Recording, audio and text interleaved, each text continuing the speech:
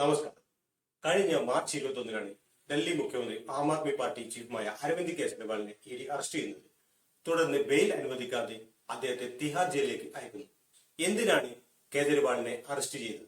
എന്താണ് അദ്ദേഹത്തിന്റെയും ആം ആദ്മി പാർട്ടി നേതാക്കളുടെയും മുകളിൽ ആരോപിക്കുന്ന കുറ്റം എന്നുള്ളതാണ് ഇന്നത്തെ വീഡിയോയിൽ നമ്മൾ പറയാൻ പോകുന്നത്.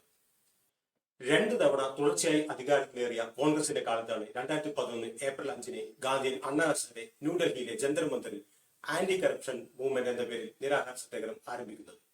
അഴിമതി തുടച്ചു നീക്കുന്നതിന് വേണ്ടി ജനലോക്പാൽ ബിൽ കൊണ്ടുവരിക എന്നതായിരുന്നു പ്രഥമ ലക്ഷ്യം. രാഷ്ട്രീയക്കാരെ മാറ്റി നിർത്തി തുടങ്ങിയ ആ സമരത്തിൽ ഇന്ത്യയിലെ സെലിബ്രിറ്റികളും മറ്റു സംഘടനകളുടെ പ്രവർത്തകരും സാധാരണ ജനങ്ങളും ഒത്തുചേർന്നതോടെ രാജ്യത്തിന്റെ പല ഭാഗങ്ങളിൽ നിന്നും പിന്തുണ ലഭിച്ചു. അദ്ദേഹം നിരാഹാരം അവസാനിപ്പിക്കുകയും പിന്നീട് അത് ഇടയ്ക്കിടെ തുടർന്നുകൊണ്ടിരിക്കുകയും ചെയ്തിട്ടുണ്ട്. തുടക്കത്തിലെ കൂടെ ഉണ്ടായിരുന്ന Shanti Bhushan, advocate Prashant Bhushan, RTI activist Kejriwal തുടങ്ങിയവർ ഈ മൂവ്മെന്റിനെ ഒരു രാഷ്ട്രീയ പാർട്ടിയായി രൂപപ്പെടുത്താൻ തുടങ്ങിയതോടെ അണ്ണാ ഹസാരെയും കേജ്രിവാളും 2 വിഭാഗമായി പിരിയുന്നു.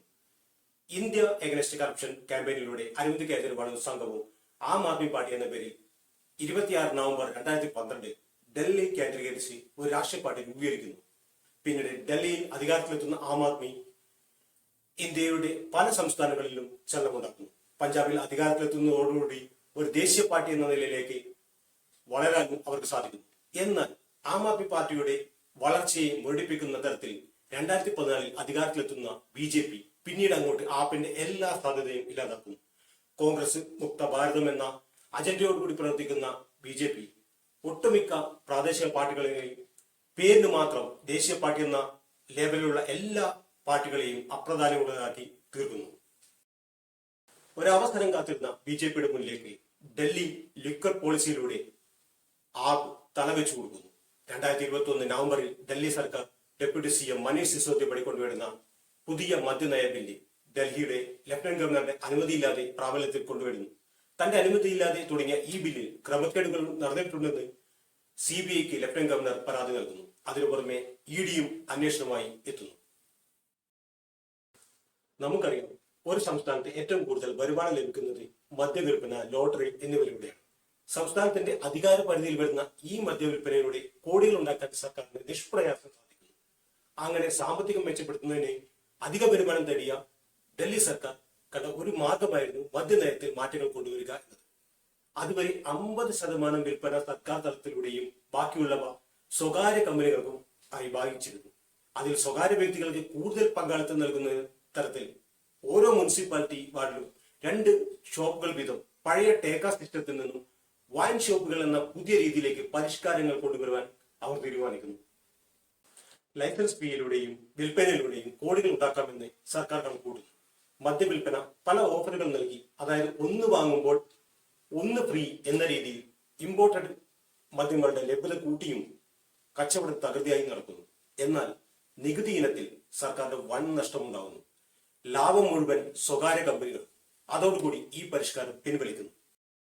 2022 ജൂലൈയിൽ ഡൽഹി ചീഫ് സെക്രട്ടറി പുതിയ ആരോപണങ്ങൾ ഉയർത്തുന്നു.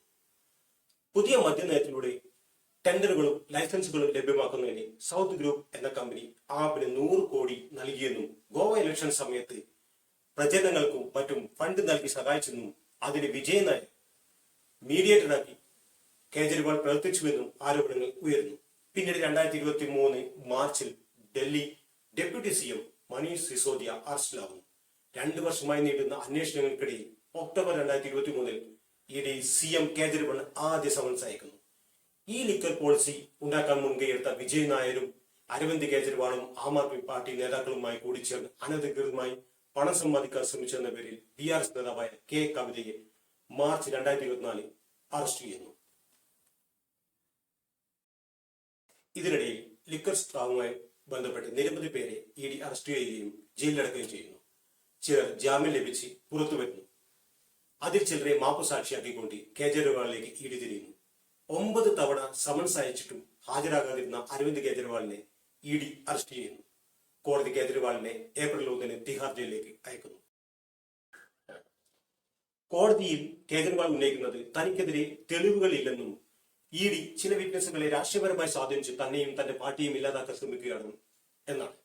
വിറ്റ്നസുകളായ മനീഷ് സിസോദിയയുടെ സെക്രട്ടറി C. അരവിന്ദ്, എക്സൈസ് ഡിപ്പാർട്ട്മെന്റിന്റെ ചില ഡോക്യുമെന്റുകൾ കൈമാറിയെന്നും മറിച്ച് പണമിടപാട് നടന്നു എന്നതിന്റെ ആരോപണങ്ങൾ അദ്ദേഹം ഉന്നയിക്കുന്നില്ല എന്നും അദ്ദേഹം ചൂണ്ടിക്കാട്ടുന്നു. മാഗുന്ത ശ്രീനിവാസ റെഡ്ഡിയുടെ മകനെ അറസ്റ്റ് ചെയ്യുന്നതിലൂടെ അദ്ദേഹവും തനിക്കെതിരെ മൊഴി നൽകാൻ നിർബന്ധിതനായി എന്നാണ് കേജ്രിവാളിന്റെ മറ്റൊരു ആരോപണം. അരവിന്ദോ ഫാർമ ഉടമയായ ശരത് റെഡ്ഡി ജയിലിൽ നിന്ന് പുറത്തു വന്നതിന് ശേഷം ഏകദേശം 50 കോടിയോളം രൂപ BJPക്ക് സംഭാവനയായി നൽകിയെന്നും കേജ്രിവാൾ കോടതിയിൽ ആരോപിക്കുന്നു.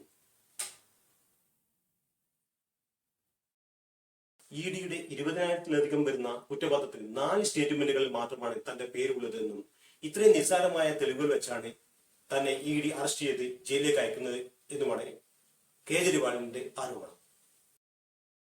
ലോക്സഭാ തെരഞ്ഞെടുപ്പിന്റെ മുന്നോടിയായി പ്രതിപക്ഷ ശബ്ദങ്ങളെ അടിച്ചമർത്താനുള്ള ശ്രമമായി ഇന്ത്യ സഖ്യം കേജ്രിവാളിന്റെ അറസ്റ്റിനെ ഉയർത്തിക്കാട്ടുന്നു. എല്ലാ പ്രതിപക്ഷ പാർട്ടികളും കേജ്രിവാളിന് സപ്പോർട്ടുമായി രംഗത്ത് വരുന്നു. രാഷ്ട്രീയപരമായ പകപോക്കലിന് അപ്പുറം സത്യസന്ധമായ അന്വേഷണത്തിലൂടെ ഡൽഹി ലിക്കർ പോളിസി കേസിൽ കോടതിയിൽ നിന്ന് അനുകൂല വിധി ഉണ്ടാകുമെന്നും ആം ആദ്മി പാർട്ടി പ്രവർത്തകർ പറയുന്നു. എന്നാൽ അഴിമതിക്കെതിരെ ഉയർന്നു വന്ന രാഷ്ട്രീയ പാർട്ടി തന്നെ അഴിമതിയിലേക്ക് വീഴുന്ന കാഴ്ച ശുഭകരമല്ല എന്നാണ് ഭരണപക്ഷം ആരോപിക്കുന്നത്.